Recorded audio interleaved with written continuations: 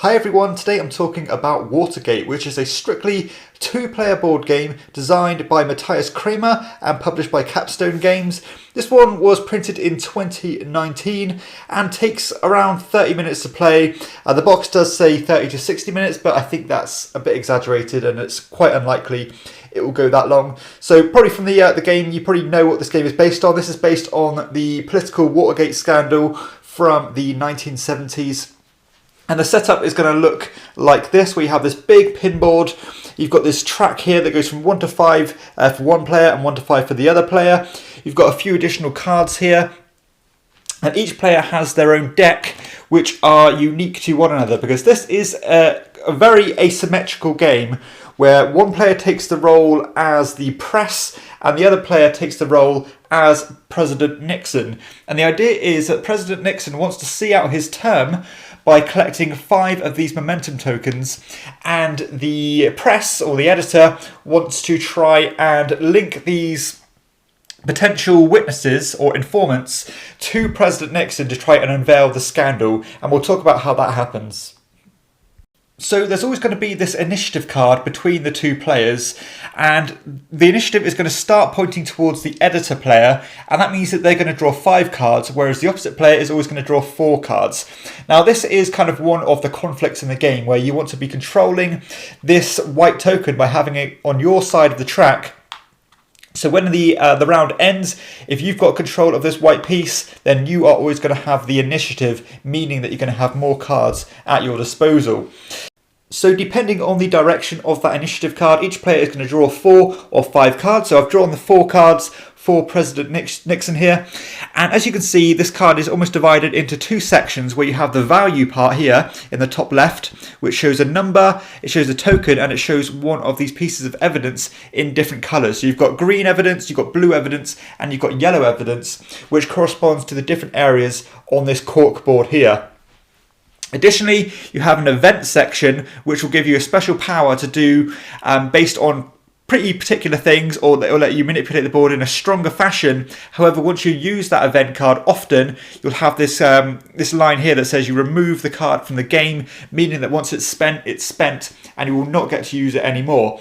So let's take a look at what the actual value is used for. So first off, the value is used to either move these tokens in your direction a certain number of spaces. So if I spent this John Dean card, then I'll be able to move one of these tokens 2 spaces. I could do it with the white one to get initiative, or I could do it with the red one to get the momentum, bearing in mind that if I ever end up with 5 of these on the end of my turn after 5 rounds, then President Nixon is going to win. The press player is also going to be doing the same thing. However, once they start getting to the 3, 4 or 5 area here, then they get these kind of powerful abilities, such as being able to flip evidence tokens, or being able to remove face down evidence tokens from the board, etc. And I'll explain the relevance of that later, because they are quite strong abilities. And you've also got these 3 pieces of evidence here, which are initially placed face down, and only Nixon is able to look at these. And as you can see, they've got different colours on the back. So you've got blue ones, you've got these kind of half and half ones like here, and there are yellow ones as well, but I think in this particular setup I've just got blue and green. And you can also choose to manipulate those by putting them on your side, as long as you have the corresponding colour. So if I pulled this blue one, I could choose any of these tokens because they have blue on them, and move it over to my side of the board, showing it face up. So now that the press player knows what colour those evidence are. So you're going to take turns going back and forth, kind of jostling for position, spending cards and moving these things back and forth. So the press player might move this one straight back here. And the idea is that once all players have played all their cards, then everything divided on the board here. So say, for example, it would end like this. You are going to get divided out. So first off, the initiative token is going to get determined. So let's say, for example, it ended here, and say this one ended here. Then the white token is going to show who gets initiative. So again, this will flip over to Nixon now, meaning that Nixon's going to draw 5 cards next round.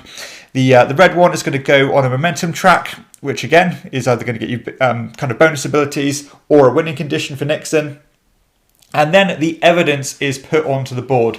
So if it is going to be the press player with this evidence, they're going to be able to pin them to the board here, like so, as long as you match the colours. So I could go like this, for example, and then maybe like this, because again the green matches the green.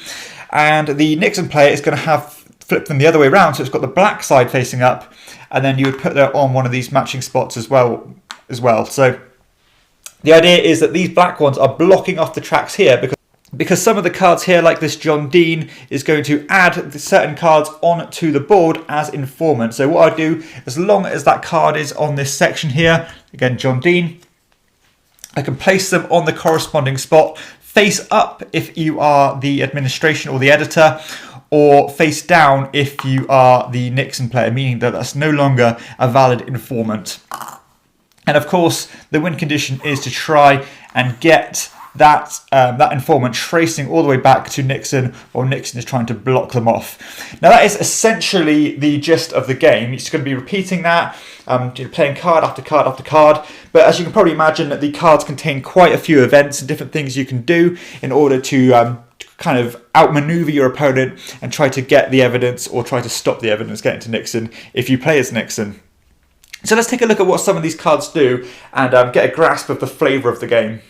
So as you can see here, there's quite a few cards. I think there's 22 in each deck, and these do lots of different things. So again, not only are the values important, but the events as well. And these are going to do things such as, again, claiming the certain informants.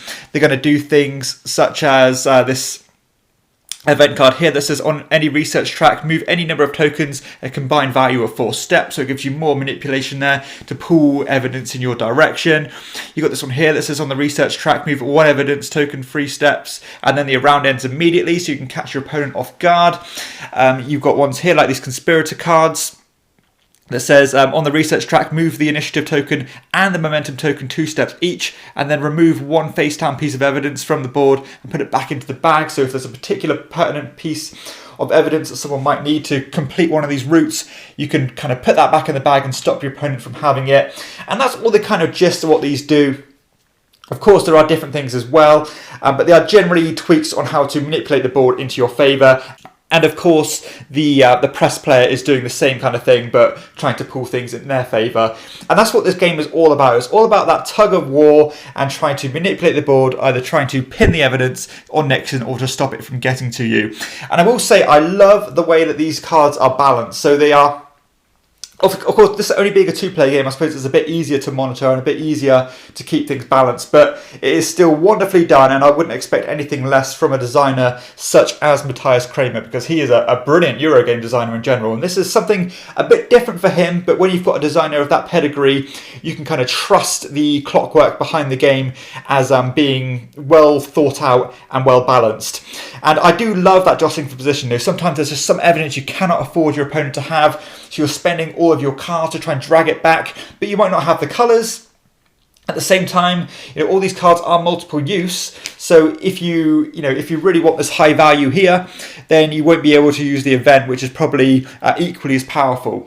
And in the kind of the double-edged sword of that is that when you choose to spend one of these cards as the event, then you are giving up your higher value kind of tug of war denominations here. So I love how that works, and you've got to really pace yourself and understand when it's time to play these cards, because if you burn them all too quickly and your opponent is kind of counteracting that, then you are going to find yourself having quite a dry pool of actions, whereas your opponent has still got all their real powerful cards left in their deck, being able to use and see out their term as Nixon, or being able to actually get the evidence to you as the press player.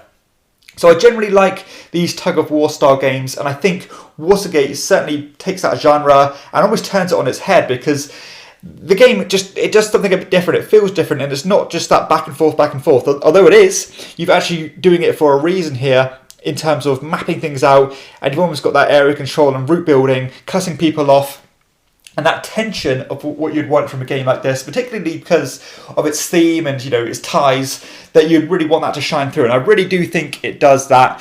And for me, that's a triumph. I love the way that all the theme is embedded in here. You've got a lot of flavour text in all the cards, and it really has kind of sparked some interest in terms of finding out what the scandal was all about, and kind of digging deeper into this, because it is a really interesting subject matter, and it certainly is thought-provoking.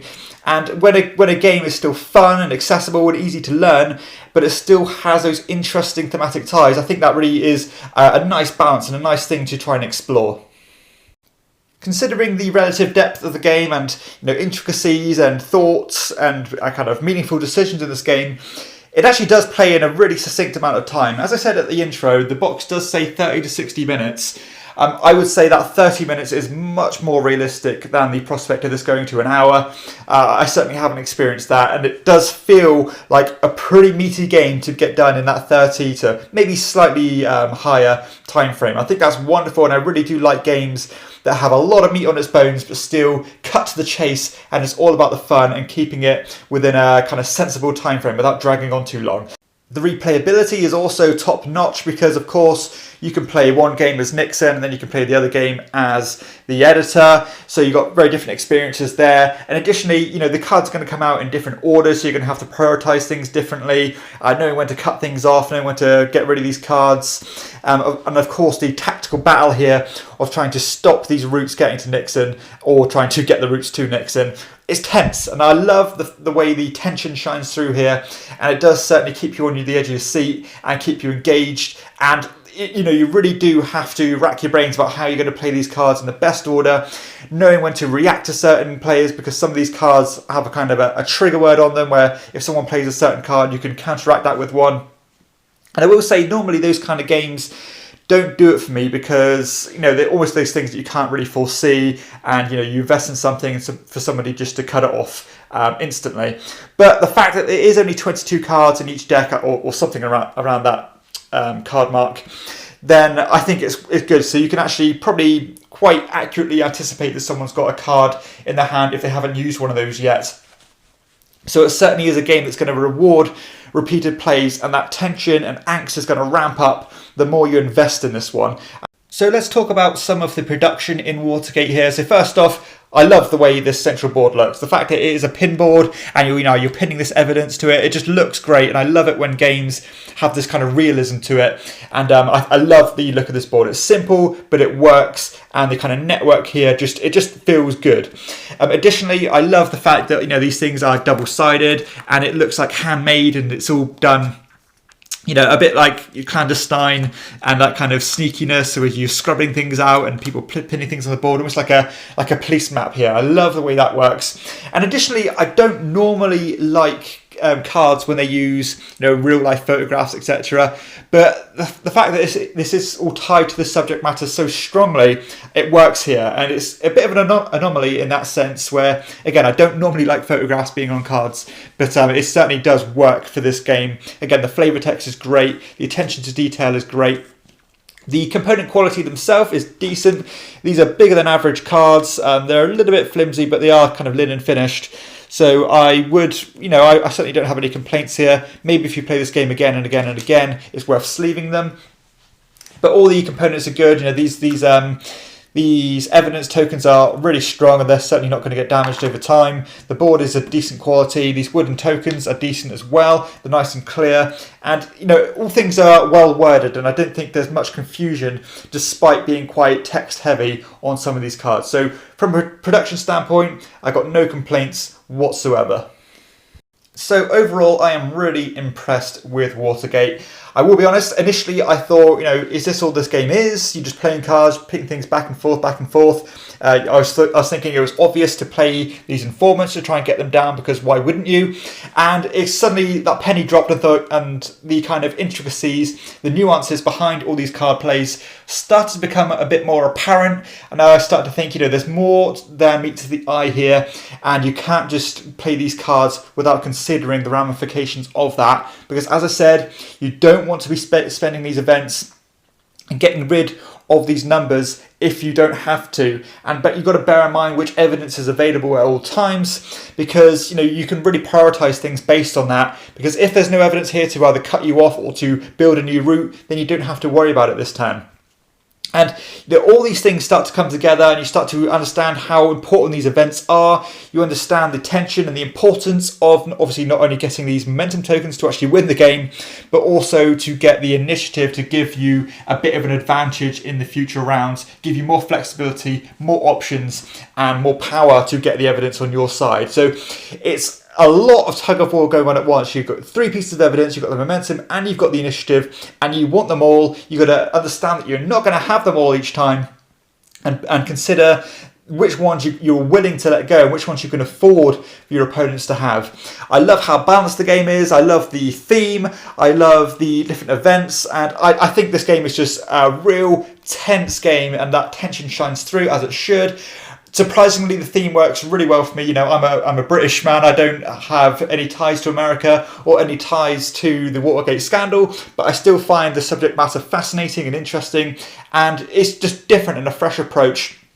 I love the fact that Mathias Cramer has taken a different direction here, and it shows how great of a designer he is, because, you know, this is certainly out of his wheelhouse, and he doesn't normally make games of this style, and it's just an example of how great he is, because this is so different, and it's still so tight, so compelling, and a fantastic two-player experience. So if you want a nice, tense, on the edge of your seat style game with some good historical context, then I would certainly try out Watergate, because this is a strong two-player game, and certainly deserves all the hype and credit it's got over the years. And I'm a bit sad I didn't get this one to the table sooner, because again, I always should go back to my golden rule to trust in the designers that you love. So that concludes my thoughts on Watergate. Certainly gets my shield of quality, a real strong two-player game, and one that's going to stay in my collection for some time to come. So yeah, Watergate, 2 thumbs up from me. Thank you so much for checking out this video. If you found it useful or at least somewhat entertaining, then please hit like and consider subscribing if you haven't done so already. Additionally, if you wish to support the show, because I am a one-man operation and I don't get any support from publishers, then please consider backing on Patreon at patreon.com/chairman of the board, where you can back for as little as £2 per month. Thank you so much, and I'll see you next time.